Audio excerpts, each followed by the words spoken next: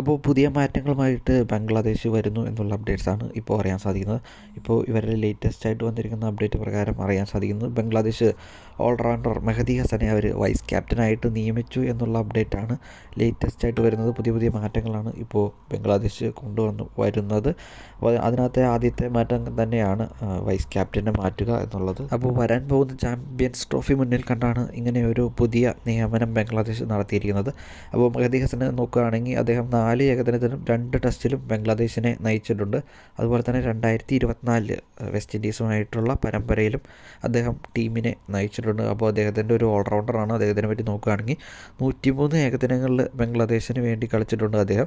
അതിനകത്ത് 1599 റൺസും 110 വിക്കറ്റും മെഹദി ഹസൻ സ്വന്തമാക്കിയിട്ടുണ്ട്. അപ്പോൾ ചാമ്പ്യൻസ് ട്രോഫിയിൽ ഗ്രൂപ്പ് എയിലാണ് ബംഗ്ലാദേശ് വരുന്നത്. ഫെബ്രുവരി 20 ഇന്ത്യയുമായിട്ടാണ് ബംഗ്ലാദേശിൻ്റെ ആദ്യ മത്സരം.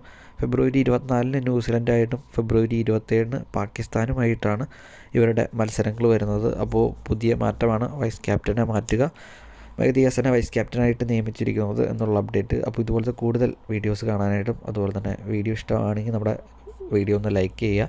അപ്പോൾ കൂടുതൽ വീഡിയോസിനായിട്ട് ചാനൽ സബ്സ്ക്രൈബ് ചെയ്യുക. പഠിച്ചോടിക്കണം. ബൈ.